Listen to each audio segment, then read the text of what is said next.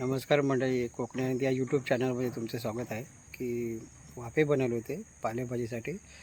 तर 2 दिवस पाऊस आहे, दसरा होऊन गेला आहे. तर 1-2 दिवसांनी आम्ही ते हे करणार आहे. ऊन बिन पडलं की त्याचे आम्ही बिया वगैरे आणलेले आहेत ते टाकणार आहेत तिथे. आणि दुसऱ्या ठिकाणी आम्ही आता परत सफाई आता मी करणार आहे. गवत थोडं वाढलेलं आहे, तिथे आम्ही मोठ्या प्रमाणात फ्लावर, कोबी वगैरे, वांगी आणि टोमॅटो, मिरच्या वगैरे आम्ही तिकडे करतो भाज्या. अजून इतर भाज्या पण आहेत, कलिंगड, भोपळा वगैरे असं. तर त्या ठिकाणी आम्ही साफ केलेलं आहे, पण त्याच्या बाजूने पण अजून गवत वाढलेलं आहे भरपूर. तर थोडा साफ करायचा मी प्रयत्न करतो आहे. आणि पाऊस वादळ सांगितलेलं आहे गुजरातमध्ये, त्याचा परिणाम आहे की थोडी मळभ आहे, एकदम सावलीसारखं आहे. ऊन नाही, ऊन सकाळी 10-15 मिनटं पडलं होतं. तरी पण मी प्रयत्न करतो कापायचा, कारण जागा सफाई असणार तर ती जागा सुकणार आहे ऊन पडल्याच्या नंतर. त्या जागी जर गवत असलं तर ते सुकणार नाही आहे. तर बघूया किती जमतं आहे ते, कारण ऊन आलं तर कमी काम करायला भेटेल, आणि पाऊस नाही आला आणि अशी सावली असेल तर माझं काम होईल. आणि जेवढं होईल तेवढं मी सफाई करेन, दाखवेन तुम्हाला मी. आणि त्या जागी नंतर सुकलं की आपण त्याच्या इथं परत वाफे बनवू, आणि बाकीचे सर्व इतर पालेभाज्या आहेत त्या सर्व लावणार. आणि सध्या आधी तिकडे वरती वाफे आपण बनवले आहेत त्या टेपावरती, तुम्ही बघितले असते मागच्या व्हिडिओमध्ये. तर तिथे अजून सेंद्रिय खत वगैरे टाकायचं आहे. आणि नंतर बी वगैरे पेरायचं आहे, बी वगैरे आणून ठेवलं आहे मी सगळं. आणि चला बघूया थोडं जमतं काय करायला, कारण पावसाचं वातावरण दिसतं आहे. पण आज संडे आहे तर थोडं करूया. आणि ते 2 दिवस ऊन पडलं की जरा चांगलं सुकेल आणि चांगली सफाई पण करता येईल. परत खाली जे बुंदे कापलेले असतात ते पण काढायला लागतात. तर चला कापायला सुरुवात करूया. तर या बाजूला बघा, हे मध्ये आहे ना सर्व पाणी आहे, इथे भाजी करायची आहे. पण काय आहे की या साईडला जे बघा साईडला गवत रुजलं आहे ना, ते पण कापायचं आहे.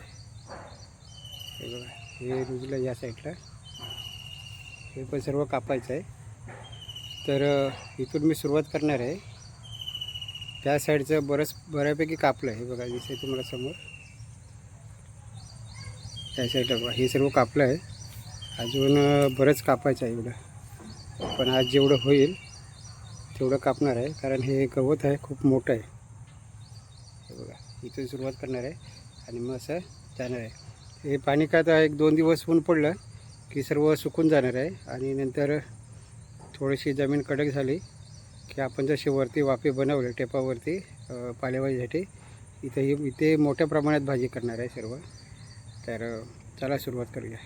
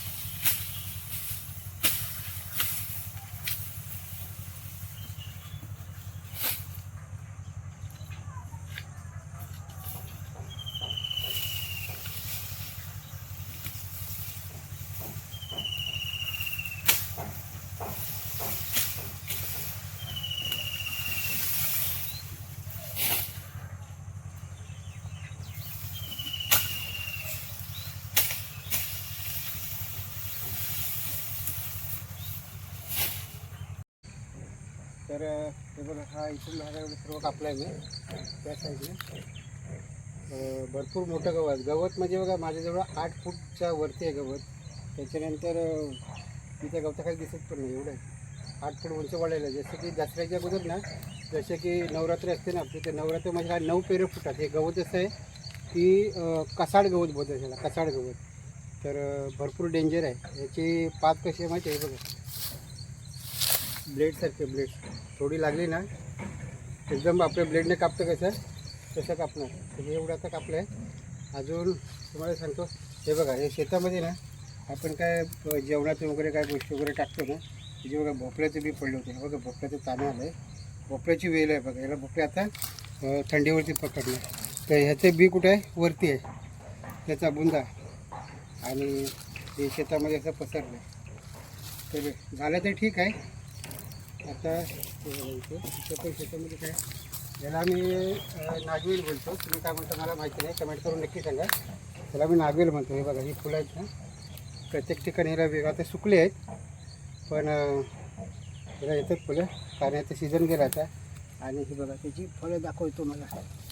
बघा नागवेलीची फळं, त्याला बी जसे बी पडेल कुठेही ना, तर ते त्याला पकडतात. ते तोडायचं नाही आपल्याला, त्या बी पडू देत. आपल्याला जेव्हा नागपंचमी असते ना, तेव्हा फुलाचा आपल्याला उपयोग होतो. तर आता आपल्याला काय, हा आपला शेगूळ आहे. आम्ही याला शेगूळ म्हणतो. तुम्ही काय म्हणता माहिती ना, काही लोक शेकड पण म्हणतात. आपल्या इकडे शेकड म्हणतात, शेगूळ म्हणतात. तर जे खालचे फांदे आहेत ना, ते छाटायच्या, मग त्याला वरती चांगलं जोर मिळतो जायला. तर ह्याच्या अगोदर त्याचं बुंदातलं सर्व गवत काढून घेतो आणि त्या फांद्यावरच छाटतो. आणि पुढे गवत आहे ना, ते सर्व पडलेलं आहे गवत. तर त्याला टाईम लागणार आहे, काय ते उचलायला पण जड आहे आणि हात कापेल त्याची भीती वाटते. तर हे थोडं थोडं आपण इकडे आता करून घेऊया. बुंदाचं हे कसं पूर्ण चांगलं सफाई झालं पाहिजे एक जागेला. म्हणजे कसं आपण जेव्हा भाजी वगैरे करणार नाही ते, तर तेव्हा आपल्याला फिरायला वगैरे बरं, हे गवत असलं तर पायाखाली बरोबर नाही वाटत. तर जेवढं स्वच्छता असेल, चकाचे गवत नाही पाहिजे, बरोबर असणार. जर आपण गवत ठेवलं ना, तर त्या गवतामध्ये उंदीर येणार आणि उंदीर मग आपल्या भाजीचा जेवढे उंदीर लांब असतील ना तेवढं बरं. म्हणजे आपल्याला माहिती पडतं की उंदीर आहेत की नाही आहेत. त्याचा रस्ता वगैरे आपल्याला माहिती पडला आहे, तर त्याला पिंजरा वगैरे लावता येतो किंवा औषध वगैरे टाकता येतं बिळामध्ये. हे सर्व मी एक साईडला टाकणार आहे. इथे कापून आता कापून घेतो.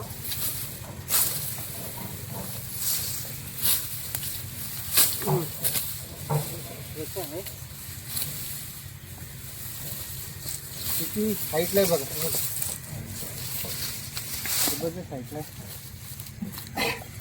अजून हे कापून नाही झालं तर 1-2 माणसं पण लावणार आहे इथे. जेवढं होईल तेवढं आज करणार थोडं, तर बाकी पण काम आहेत आपल्याकडे. नंतर मग 1-2 माणसं सांगायचे आणि करून घ्यायचं, काय प्रॉब्लेम नाही. थोडा हा एवढा भाग करून घेतो. मग हे झाडं तोडतो, झाडामध्ये छाटायचे, झाडं तोडायचे नाही. मी कधी झाडं तोडत नाही, कारण झाडं लावून ती जगवायला भरपूर तकलीफ असते. त्याच्यामुळे शक्यतो छाटायची असते, तोडायची नाही. गरज असेल तरच.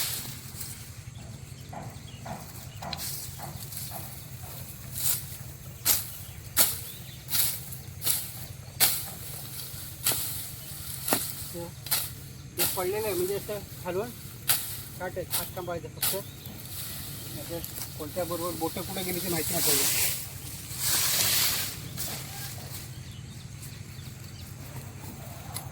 थोडा दमछाक होणारं काम आहे. जेवढं काम करणार तेवढं आपण निरोगी पण राहू आणि शरीर पण नीट आहे थोडंसं.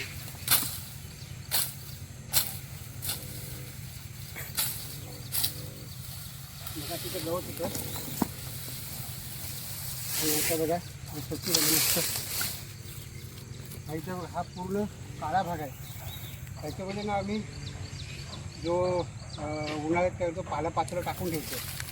हा बघा या साईडला पण तो पाला टाकला ना त्याने काय होतं, खत कुठे टाकायची गरज नाही. हे सेंद्रिय खत आहे. सेंद्रिय खत हेच आहे. आपण पाला पाचोळा वगैरे टाकून ठेवायचा, तो मातीत कुजणार, वाहून जाणार नाही.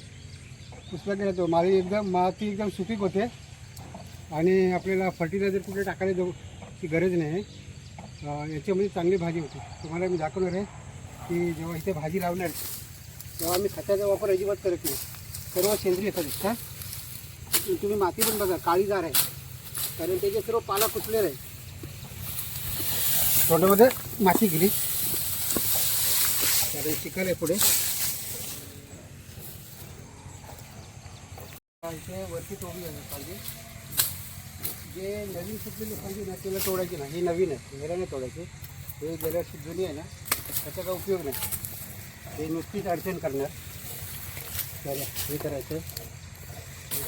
हे आले फांदी खाली सगळ्याची फांदी ना, एक हाव मारले की सर्व तुटते. एक साईडला टाकायचं, त्याचा पण काय उपयोग नाही. कारण इथे जी भाजी होईल त्याला सावली पडते का म्हणे, सावली पडली ना तरी ते भाजी होत नाही बरोबर. काय बघा मस्त आहे. आता हे वरती जाणार आहे पांढऱ्या.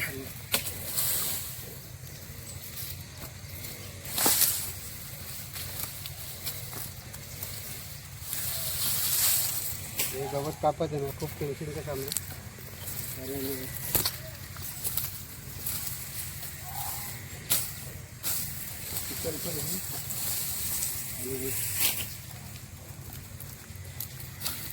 इकडे पडलेलं आहे ना, पडलेला की जास्त प्रॉब्लेम होतो.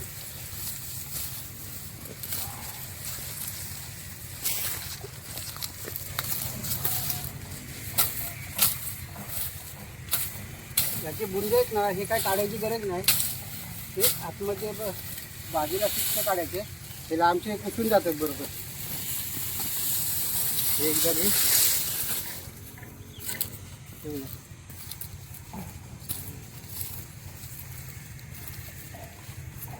बघा असं मोठं एवढं झालं आहे तिथे मोठे.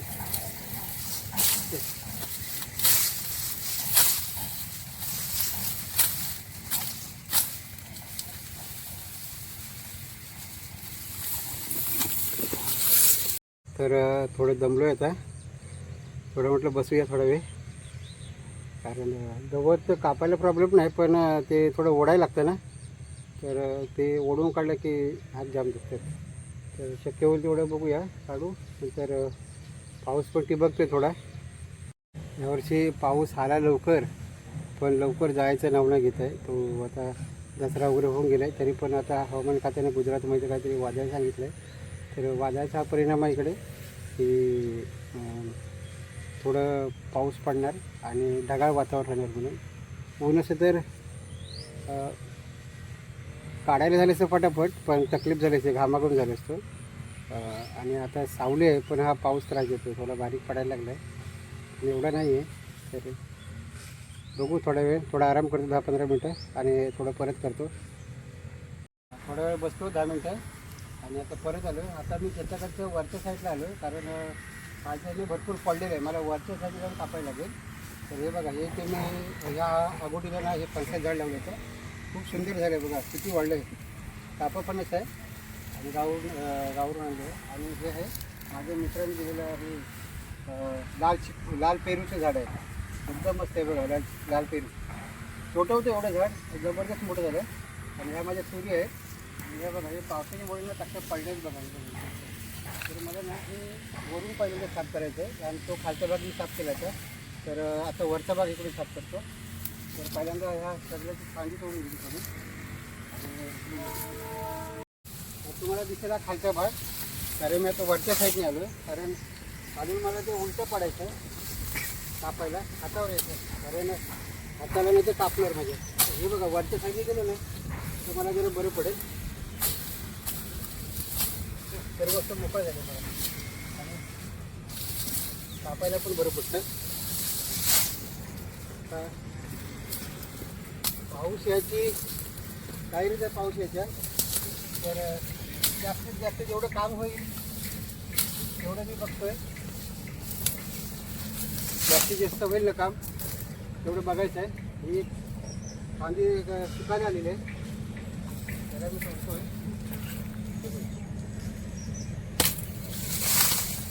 हे वरच्या तर चांगल्या होणार.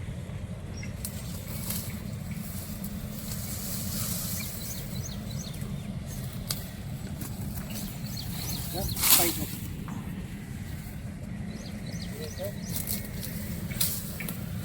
परत असं तोडायला सुरुवात करा.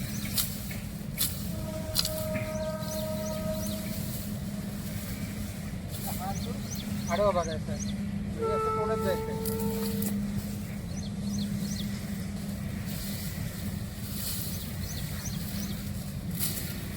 सकाळी गवत कापायचं ना तर खूप टेन्शनच्या काम असतं.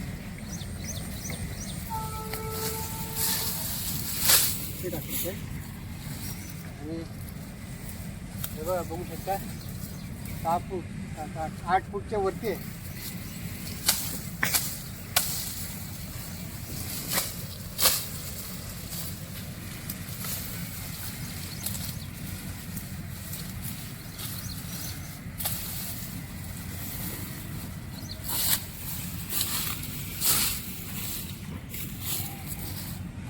वरचा भाग घेतो कापून इकडे काय होईल बोलताय ना जबरदस्त धारवाला आहे, त्याच्यामुळे सांभाळायला लागतं. कधी जोरात मारले ना तर आपल्या पायावर येऊ शकतो ते, त्याच्यासाठी शांततेत करावं लागतं. ह्या गवतामध्ये असे मोठे गंबूड घाले लागतात, म्हणजे काय काटे तर नाही तिकडे पण बोरची झाड आहे बाजूला त्याचे काटे वगैरे. आता हे बघा हे मोकळं झालं, हा भाग मोकळा झाला. हा पडलेला भाग आहे तो नंतर काढणार, थोडा बांध मोकळा करून शकतो.